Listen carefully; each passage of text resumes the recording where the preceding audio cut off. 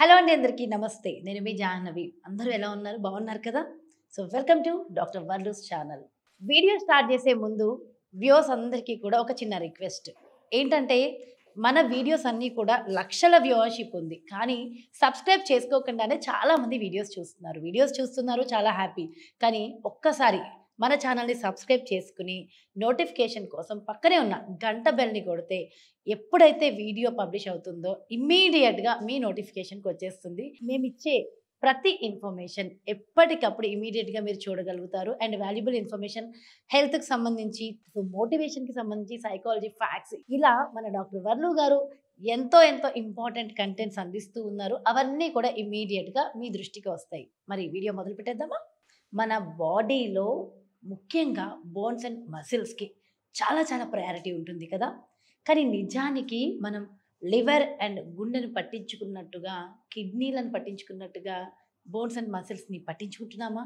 ఎందుకో ఎక్కడో సరిగ్గా పట్టించుకోవట్లేదనే అనిపిస్తోంది.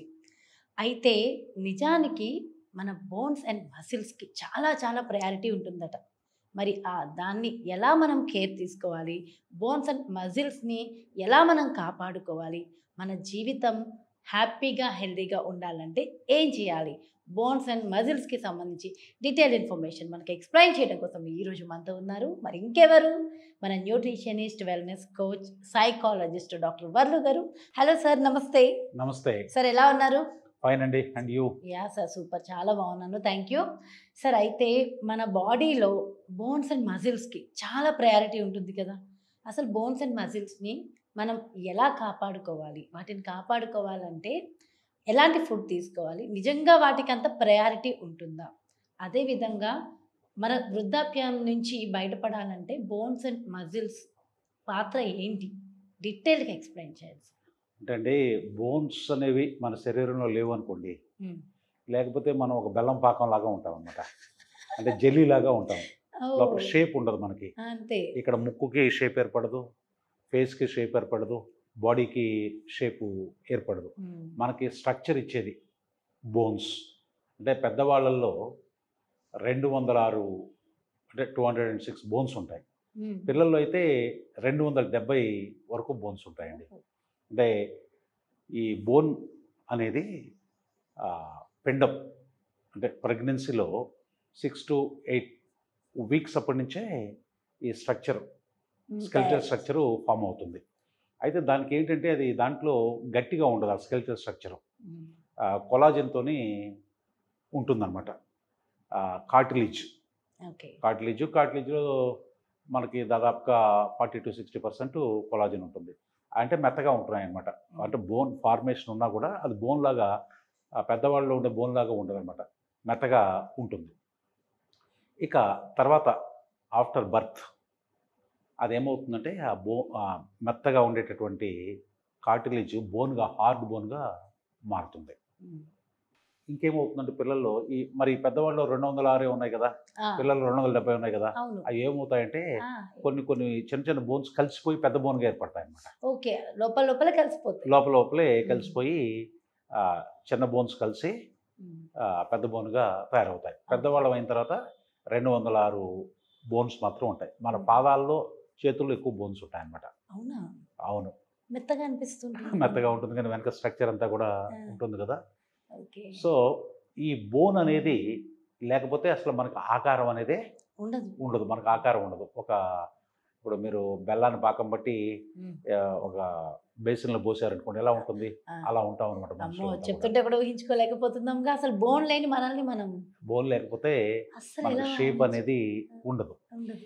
కాబట్టి స్ట్రక్చర్ ఆ! ఫార్మ్ చేయటానికి ఈ బోన్స్ అనేవి అంటే అస్థిపంజరం అంటాం కదా! అన్ని బోన్స్ 206 హ్మ్. బోన్స్ కలిసి ఉన్నదాన్ని అస్థిపంజరము అంటామనమాట. యెస్. అయితే ఈ బోన్స్‌కి సపోర్ట్ ఏమిటి అంటే మసిల్. హ్మ్. మసిల్ అనేది ఏమిటి ఏంటంటే ఇప్పుడు బోన్ అనేది ఒక లివర్ అనుకుంటే ఆ లివర్‌ని కదిలిచ్చేది మసిల్. హ్మ్. మీరు నడవాలనుకోండి బోన్ ప్లస్ మసిల్ 2 హ్మ్. వాడుకలోకి వస్తేనే మీరు కదులుతారు. హ్మ్. వేలు లేపాలన్నా, తల తిప్పాలన్నా, ఒక చోట నుంచి ఇంకో చోట కదలాలన్నా, ఏది కదలిక మీ శరీరంలో కదలిక ఉండాలి అంటే ఖచ్చితంగా ఈ రెండిటి పాత్ర ఉంటుంది. ఏమిటి? Bones and muscle. Muscles. Bone అనేది ఒక లివర్ లాగా పనిచేస్తే ఆ లివర్‌ని కదిలించేది ఏమిటి? Muscle muscle. మనకి 206 బోన్స్ ఉన్నట్టుగా దాదాపు 650 మసిల్స్ ఉంటాయండి. 650 మజిల్స్ మన బాడీ మొత్తం మీద అసలు కనిపించదు కదా. కనిపించవు. కొంచెం ఇప్పుడు మీకు బైసెప్స్ ఆ. ఇవి కనిపించినట్టుగా మిగతా మసిల్స్ కనిపించవు. కనిపించదు. బాడీ మొత్తం కూడా మనకి మసిల్స్ ఉంటాయి. అందరిలోని మజిల్స్ ఉంటాయి. అందరిలో కూడా మసిల్స్ ఉండాలి, అందరిలో బోన్స్ ఉంటాయి.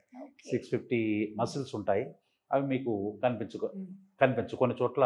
అంటే మీరు ఎక్సర్సైజ్ చేసి ఫిజికల్ యాక్టివిటీ ఉన్న వాళ్ళకి కొన్ని చోట్ల మీకు బాడీలో మసిల్ బాగా కనపడుతుంది. అంటే మనకి జనరల్గా కాఫ్ మసిల్స్, ఈ కాళ్ళలో ఉండే మసిల్స్, బైసెప్స్, ఈ ట్రైసెప్స్ ఇవి బాగా కనపడతాయి. అదే ఫ్యాట్ లేదనుకోండి, అబ్డామినల్ మసిల్స్, 6 ప్యాక్ మీరు చూసారు కదా, ఆ 6 ప్యాక్ ఏంటి, అవి మసిల్స్ మీకు అవి కనపడే ఏమిటి అంటే ఫ్యాట్ తీసేస్తే అందరిలో ఉంటాయి అవి. ఈ పొట్టకి సపోర్టు లోపల అందరిలో మసిల్స్ ఉంటాయి. ఆ 6 మసిల్స్ ఉంటాయి. అవి మనకి ఎందుకు కనపడలేదు అంటే పైన ఫ్యాట్ లేయరు మనం ఫ్యాట్గా ఉండటం వల్ల అవి కనిపించట్లా. సో బాడీ మొత్తం కూడా మసిల్స్ ఉంటాయి. మనం కదలాలి అంటే మొహం తిప్పాలన్నా, తర్వాత చెయ్యి లేపాలన్నా, కాలు కదపాలన్నా బోన్స్ అండ్ మసిల్స్ యాక్షన్లోకి రావాలి. సో అంటే కంప్లీట్ మన బాడీకి మెయిన్ కీలక పాత్ర అనేవి ఇవి రెండే. అంతే కానీ వాటిని మనం గుర్తించట్లేదు. ఇప్పుడు మీరు అన్నం తినాలనుకోండి, మీ చెయ్యి కదలదు అనుకోండి, అన్నం ఎలా తినగలుగుతారు?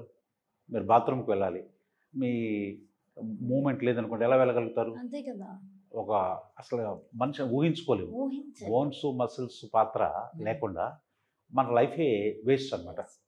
మనం కదలలేని పరిస్థితిలో ఉన్నాం అనుకోండి, పాదరసం లాగా వెళ్ళిపోతుంది, జారుకుంటూ వెళ్ళిపోతుంటాం. ఏమంటారు? ఒక పాదరసం లాగా జారుకుంటూ పోతాం. ఏమి ఉపయోగం అనేది ఉండదు. అయితే మనం చాలామంది ఏమిటంటే ఏదో మనకి మోకాలు నొప్పులు వచ్చినప్పుడు, లేకపోతే భుజం నొప్పి వచ్చినప్పుడు, స్పైన్ వెన్నుపూస నొప్పి వచ్చినప్పుడు అప్పుడు మాత్రమే బోన్స్ని గురించి ఆలోచిస్తాం. కానీ బోన్స్ని చివరి వరకు మనం ఎవరి చేత ఇబ్బంది పడే వృద్ధాప్యంలో, ఓల్డ్ ఏజ్లో ఎవరో మనం తిట్టుకోకుండా మన పనులు మనం చేసుకోవాలన్నా, కనీసం బాత్రూమ్కి వెళ్ళాలన్నా, తర్వాత కొంచెం కిందకి దిగి ఏదైనా మనం తెచ్చుకోవాలన్నా ఈ బోన్ ఆరోగ్యాన్ని, మసిల్ ఆరోగ్యాన్ని మనం కాపాడుకోవాలండి. సో వీటి ఆరోగ్యాన్ని కాపాడుకోవాలంటే మరి మనం ఎలా కాపాడుకోవాలంటారు? ఏం చేయాలంటారు? అంటే ఈ బోన్స్ ఎట్లా తయారవుతాయి అనేది మనం తెలుసుకుంటే, ఈ బోన్స్లో 2 పదార్థాలతో తయారవుతాయండి. ఇనార్గానిక్ మటీరియల్, ఆర్గానిక్ మటీరియల్ అని 2 సబ్స్టెన్సెస్తోని తయారవుతాయి. ఇనార్గానిక్ మటీరియల్ అంటే కార్బన్ ఉన్నది, తర్వాత జీవుల నుంచి రాదు. అంటే మినరల్స్ ఉన్నాయి చూసారు, మినరల్స్ అన్నీ కూడా ఇనార్గానిక్ మటీరియల్స్ అంటాం. ఈ బాడీ వాటర్ ఉందనుకోండి, వాటర్ కూడా ఇనార్గానిక్ మటీరియల్ అనమాట. అంటే ఒక జీవి నుంచి రాదు కదా, జీవి నుంచి రాని దాన్నే ఇనార్గానిక్ మటీరియల్ అంటాం. అంటే ముఖ్యంగా మినరల్స్ అనుకోండి, మినరల్స్, వాటర్, ఇవి ఇనార్గానిక్ మటీరియల్స్ అంటారు. దీంతో తయారవుతుంది ఏది, కాల్షియం. మెయిన్ బోన్ ఫార్మేషన్లో, బోన్ తయారవడానికి కాల్షియం ఉండాలి, ఫాస్ఫేట్ ఉండాలి, మెగ్నీషియం ఉండాలి, ఫాస్ఫరస్ ఉండాలి, మ్యాంగనీస్ ఉండాలి, బొరాన్ ఉండాలి, ఐరన్ ఉండాలి. ఇలా మొత్తం మనకి 12 మినరల్స్ ఉంటాయండి మన బోన్లో. అసలు మొత్తం మనం హ్యూమన్ బాడీకి ఎన్ని మినరల్స్ అవసరం అవుతాయో తెలుసా? 16 మినరల్స్ అవుతాయి. 16. మనం రోజు విటమిన్స్ ఎలా తీసుకుంటాం, ఏబిసి, ఈడి, ఈ, కే, ఇలా విటమిన్స్ గురించి మనకు తెలుసు. అట్లా మినరల్స్ కూడా మనం బాడీకి రోజు మినరల్స్ కావాలి. ఎన్ని కావాలి? 16 రకాల మినరల్స్ కావాలి. ఈ బోన్స్ విషయానికి వస్తే, ఈ బోన్స్ 12 రకాల మినరల్స్తోనే తయారవుతాయి. ముఖ్యంగా వాటిలో కాల్షియం ఎక్కువగా ఉంటుంది. బోన్లో కాల్షియం, ఫాస్ఫేట్ ఎక్కువ ఉంటుంది. సో ఈ మినరల్ ఇది ఏమిటి, ఇనార్గానిక్ మటీరియల్. ఆర్గానిక్ అంటే ప్రాణుల నుంచి వచ్చేది, జీవుల నుంచి వచ్చే పదార్థం కూడా దీంట్లో ఉంటుంది. కొలాజన్, ముఖ్యంగా కొలాజన్ అనేది 40 to 50% కొలాజన్ మన బోన్లో ఉంటుంది. ఆ కొలాజన్ అనేది ప్లాంట్స్లో ఉండదండి, ఓన్లీ యానిమల్ ప్రోడక్ట్స్లోనే ఉంటుంది. సో కాబట్టి దాన్ని ఏమంటారంటే ఆర్గానిక్ మటీరియల్ అంటారు. ఆర్గానిక్ మటీరియల్ అంటే ఏం లేదండి, కార్బను ఉండి అది జీవుల నుంచి వచ్చి ఉంటే దాన్ని ఆర్గానిక్ అంటారు. అలా జీవుల నుంచి రాని దాన్ని ఇన్ఆర్గానిక్ అంటారు అనమాట. వీటితోని బోన్లో వాటర్ కూడా ఉంటుందండి. 20 to 30% బోన్లో వాటర్ కూడా ఉంటుంది. వీటితో మన బోన్ తయారవుతుంది. ఓకే. సో ఈ బోన్ స్ట్రాంగ్గా ఉండాలి, బోన్ హెల్తీగా ఉండాలంటే మనం ప్రోటీన్ తీసుకోవాలి. ఎందుకంటే ఖచ్చితంగా. కొలాజిన్ తయారు కావాలంటే ప్రోటీను అంటే డైలీ ఫుడ్లో ఉండాల్సి. డైలీ ఫుడ్లో ప్రోటీన్ ఉండాలి. తర్వాత విటమిన్ డి అండి, విటమిన్ డి ఉండాలి.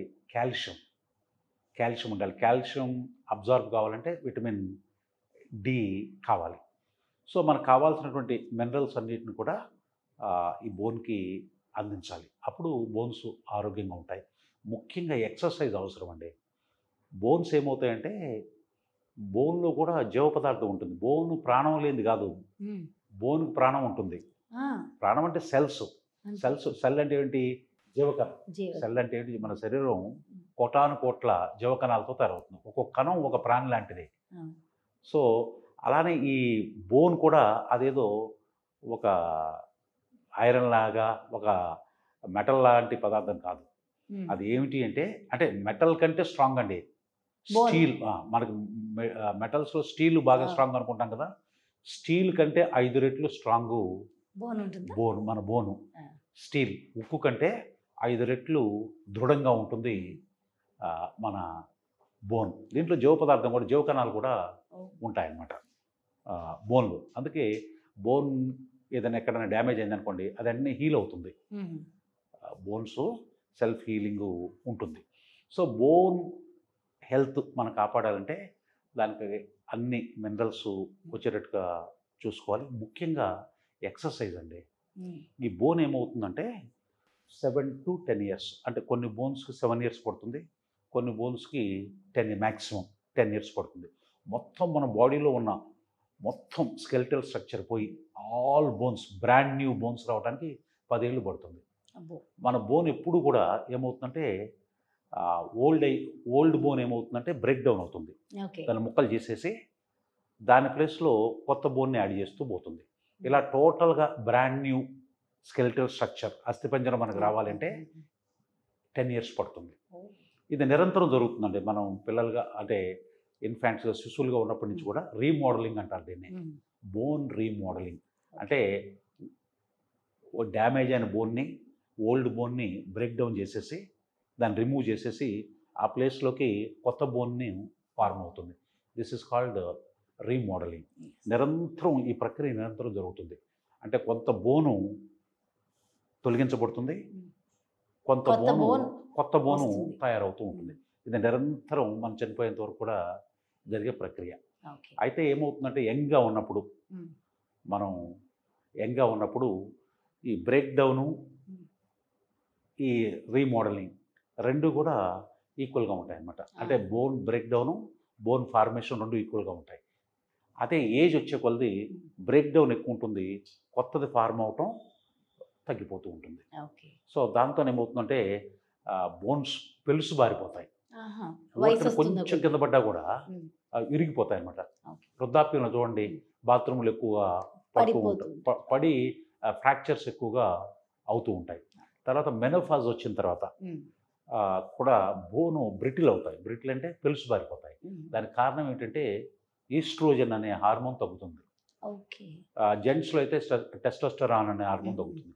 ఈ రెండు కూడా బోన్ హెల్త్ కావాలండి. బోన్ హెల్తీగా ఉండాలి అంటే మనకు హార్మోనల్ బ్యాలెన్స్ కూడా బాడీలో అవసరం. మినరల్స్ అవసరమే, హార్మోనల్ బ్యాలెన్స్ అవసరమే.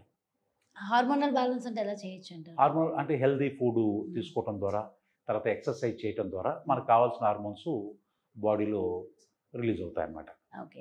జనరల్గా సార్ అంటూ ఉంటారు కదా, వింటుంటాం ఎక్కువగా, ఈ రోజు దెబ్బ తగిలితే 1 year తర్వాత అది బయటకు వస్తుంది. చాలామందికి అప్పుడు ఎప్పుడో పడ్డా నేను ఇప్పుడు కట్టాల్సి వచ్చిందని అంటూ ఉంటారు. అంత టైం నిజంగా ఉంటుందా? అది వేరే ఇంపాక్ట్ దీని మీద వస్తున్నారంటారా? అంటే అక్కడ దానికి మనం ఏమి సహజంగా రిపేర్ చేసుకునే శక్తి ఉంటుంది, బోన్కు ఉంటుంది.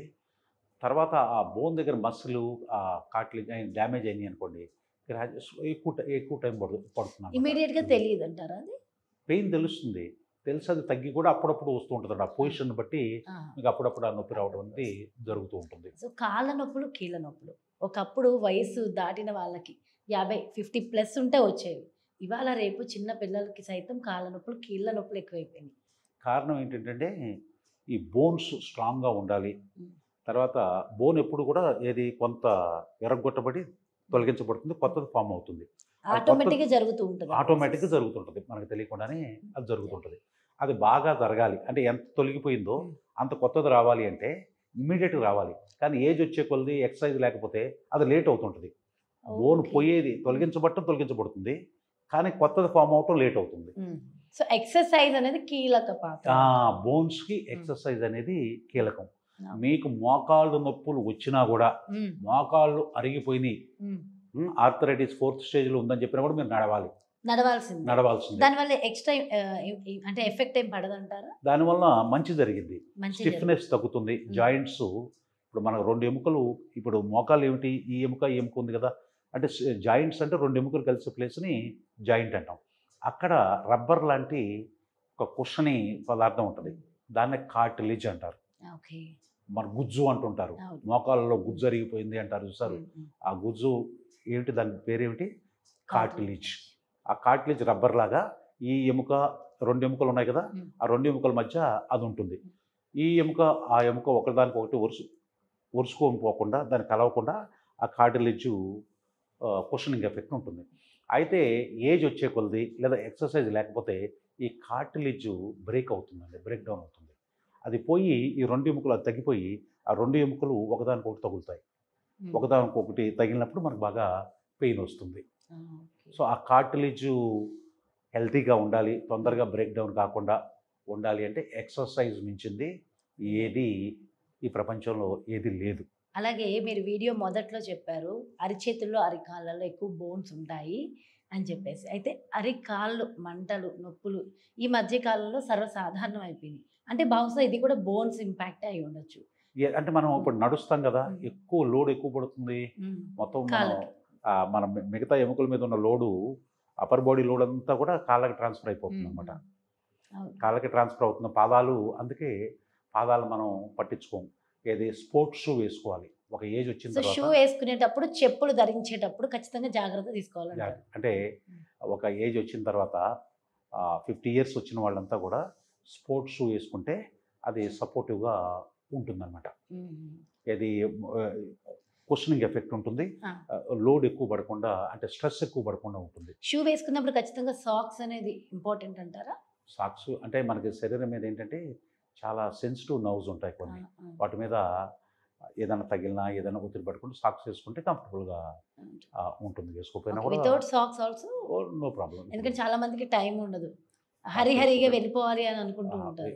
వేసుకుంటే ఇంకొంచెం ప్రొటెక్టివ్ లేయర్ అనమాట, ఇంకొంచెం కుషనింగ్ ఎఫెక్ట్ పెరుగుతుంది. చెప్పుల కంటే షూ బెటర్ అండి. ఎప్పుడు కూడా చెప్పులు వేసుకోవడం కంటే, అంటే మీలాంటి వాళ్ళు యంగ్స్టర్స్ నో ప్రాబ్లం, నాలాంటి వాళ్ళు అంటే 50 దాటిన వాళ్ళు ఎవరైనా సరే, ఎస్పెషల్లీ స్పోర్ట్స్ షూ అయితే బెటర్ అనమాట. ఈ లెదర్ షూ కంటే స్పోర్ట్స్ షూ కుషనింగ్ ఎక్కువ ఉంటుంది, కంఫర్ట్ ఎక్కువ ఉంటుంది. అలాగే సార్, మోకాళ్ళు అరిగిపోతూ ఉంటాయి సర్టెన్ ఏజ్ వచ్చాక. ఈ అరిగిపోవడం కానీ, ఎముకలు అరిగిపోతున్నాయి అని చెప్తూ ఉంటారు. మీరు ఇందాక అన్నట్టు పెల్స్ బారిపోవడం ఇవంతా జరుగుతూ ఉంటుంది. మరి ఇలాంటివి జరగకుండా ఒక ఏజ్ వచ్చాక కూడా, అంటే ముసలితనాన్ని కూడా మనం యంగ్ అంటే ఎనర్జెటిక్గా ఎంజాయ్ చెయ్యాలి అంటే ఎలాంటి డైట్ తీసుకోవాలంటారు? అంటే దీంట్లో ఒకటి ఏంటంటే వెయిట్ తగ్గించుకోవాలి, హెల్దీ వెయిట్ ఉండాలి. కొంతమంది అసలు వెయిట్ ఉండరు కానీ వాళ్ళకు కూడా మోకాలు అరిగిపోయినాయి అంటున్నారు. అంటే వాళ్ళకి ఎక్సర్సైజ్ లేదనుకోండి, తర్వాత న్యూట్రిషన్ లేదనుకోండి, వెయిట్ లేకపోయినా కూడా బక్కగా ఉన్నటువంటి వాళ్ళకి కూడా, గోగుపుల్లాగా ఉన్న వాళ్ళకి కూడా ఈ నొప్పులు సరైన న్యూట్రిషన్ డైట్ లేకపోతే ఇప్పుడు ఆర్థరైటిస్ అంటాం దీన్ని, అంటే వేర్ అండ్ టేర్, అరుగుదల.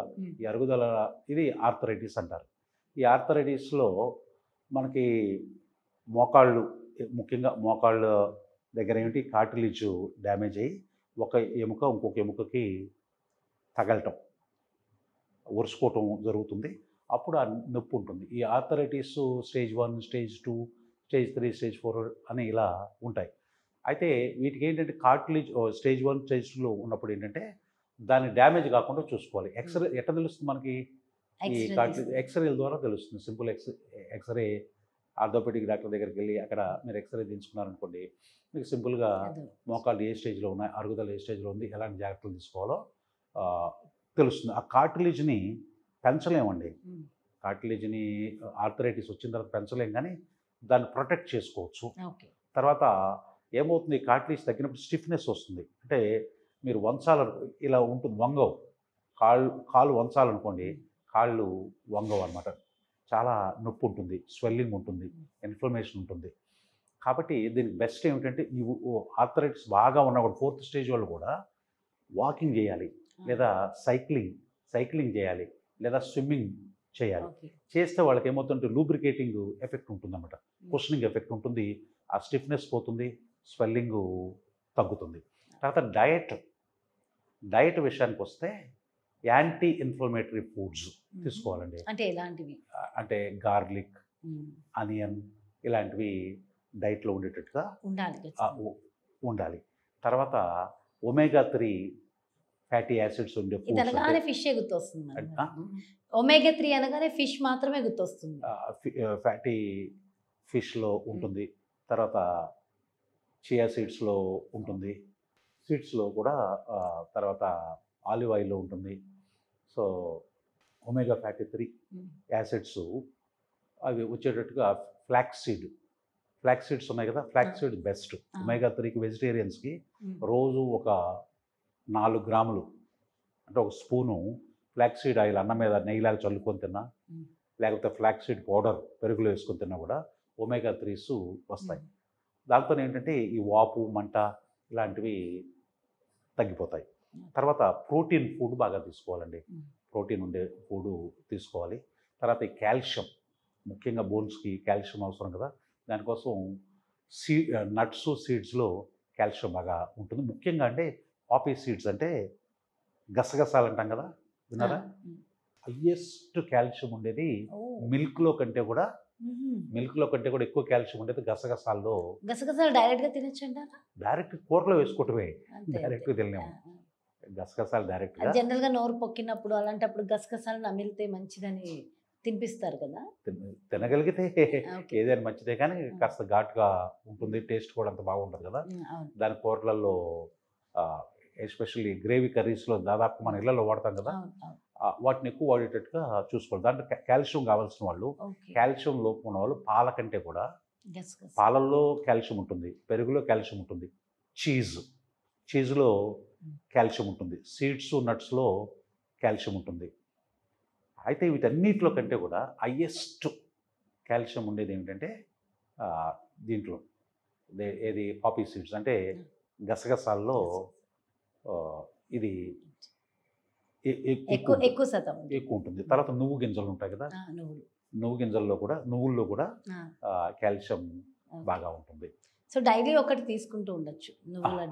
కాస్త ఎలాగో పెరుగు తింటాము, దాంతోపాటు కాస్త నువ్వులు కూడా 1 or 2 స్పూన్స్ నువ్వులు. తర్వాత గ్రేవీ కర్రీ చేసినప్పుడు దాంట్లో గసగసాలు యాడ్ చేసుకుంటాం. ఒక సోర్స్ కాకుండా మల్టిపుల్ సోర్సెస్ నుంచి రావాలి మనకి. ఎందుకంటే మీకు రోజుకి 1000 mg కావాలండి కాల్షియం.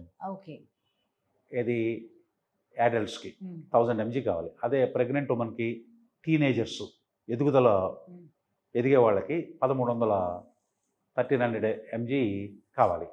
అదే ఓల్డ్ ఏజ్ అంటే లెక్క ఏమిటంటే 50+ ఉన్న వాళ్ళు ఓల్డ్ కింద లెక్క అండి.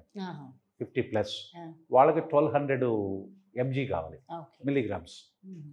అంటే రోజు 1 గ్రామ్ అనుకోండి, హెల్దీ పీపుల్కి రోజు 1 గ్రాము కాల్షియం కావాలి. అదే మీరు 100 గ్రాములు గసగసాలు తింటే 1400 mg కాల్షియం వస్తుంది. 100 గ్రాములు ఎక్కడ వాడతాం ఒక మనిషి? వాడలేదు కదా. కాబట్టి అందుకని మల్టిపుల్ సోర్సెస్ నుంచి, పెరుగు నుంచి కొంత వచ్చేటట్టుగా, తర్వాత నువ్వుల నుంచి కొంత వచ్చేటట్టుగా, గసగసాల నుంచి కొంత వచ్చేటట్టుగా, ఆకుకూరల నుంచి కొంత వచ్చేటట్టుగా, ఆల్మండ్స్ వాటి ఉంటుందో తక్కువ ఉంటుంది, ఆల్మండ్ నట్స్లో కూడా ఉంటుంది, సీడ్స్ నట్స్లో, కానీ తక్కువ ఉంటుంది. సో మల్టిపుల్ సోర్సెస్ నుంచి కాల్షియం వచ్చేటట్టుగా చేసుకోవాలి. ప్రోటీన్ ఫుడ్స్ తీసుకోవాలి. డి విటమిన్ మనకి తక్కువ ఉంటే సప్లిమెంట్స్ వాడాలి, డి విటమిన్. ఈ జాగ్రత్తలు తీసుకుంటే మన బోన్ హెల్త్ని కాపాడుకోవచ్చు. ఆర్థరైటిస్ వచ్చినా కూడా దాన్ని మేనేజ్ చేయొచ్చు అనమాట. అంటే ఒక స్టేజ్ తర్వాత చాలా రకరకాలుగా ఇంజెక్షన్లు అవి ఇస్తున్నారు, వాటి వల్ల ఉపయోగం లేదండి. ఎక్స్పర్ట్స్ చెప్పేది ఏమిటంటే అంటే సైంటిఫిక్ డేటా చెప్పేది ఏమిటంటే ఇంజెక్షన్స్ చేస్తుంటారు. ఆ. ఆ ఇంజెక్షన్స్ ప్లాస్మా థెరపీ అని ఆ వ్యక్తి ప్లేట్లెట్స్ తీసుకొని బ్లడ్లో అవును. ఉండేది వాటితోని అక్కడ ఎక్కించడం ఆ. ఇలాంటి వలన పెద్దగా పెద్దగా ఉపయోగం దాదాపుగా ఆ. ఉపయోగం లేనట్టే. ఓకే. వాళ్ళు ఇంకొకటి ఏంటంటే 4th స్టేజ్ వచ్చి బాగా ఇబ్బందిగా ఉంటే ఆపరేషన్ అంతే, నీ రిప్లేస్మెంట్ తప్పిస్తే పెద్ద మార్గం లేదు. అంటే మేనేజ్ చేయొచ్చు, ఎక్సర్సైజ్ చేయాలి. మెయిన్ కండరాలని బలోపేతం చేసుకోవాలండి. అంటే కొన్ని ఏది సైక్లింగు, వాకింగు, తర్వాత వెయిట్ ట్రైనింగ్ చేయాలన్నమాట. అంటే ఇక్కడ ఈ మసిల్ స్ట్రాంగ్ ఉంటే దీని మీద లోడు స్ట్రెస్ తక్కువ పడుతుంది. నొప్పి వస్తుందని చెప్పి ఆపేస్తూ ఉంటారు. నొప్పి ఉన్నా కూడా చేయాలి, చేస్తే మెల్లగా తగ్గుతుంది అనమాట. స్క్వాట్స్, ప్లాంకు, అంటే ఎలాంటి వెయిట్స్ లేకుండా మన బాడీ వెయిట్తో చేసే ఎక్సర్సైజ్లు ఉన్నాయి కదా, ప్లాంక్ వేయటం, తర్వాత బ్రిడ్జ్, ఈ ఎక్సర్సైజ్లు ఉన్నాయి కదా స్క్వాట్స్, ఇలాంటి ఎక్సర్సైజ్లు వెయిట్స్ లేకుండా. వెయిట్స్తో చేసే కూడా వెయిట్స్తోని చేయొచ్చు. మెషిన్స్ ఉంటాయి కదా జిమ్లో, వెయిట్స్తో చేయటం మెషిన్స్తోని చేసే వాటితోని చేయొచ్చు. ఇంకొక question sir, vitamin D deficiency ఉన్న వాళ్ళలో, విటమిన్ B12 డెఫిషియన్సీ ఉన్న వాళ్ళలో నేను ఎక్కువగా గమనించింది ఈ కాళ్ళ నొప్పులు విపరీతంగా వస్తున్నాయి. అంటే ఇంతకుముందు మీరు చెప్పారు డి డెఫిషియన్సీతో కూడా ఉంటుంది అని.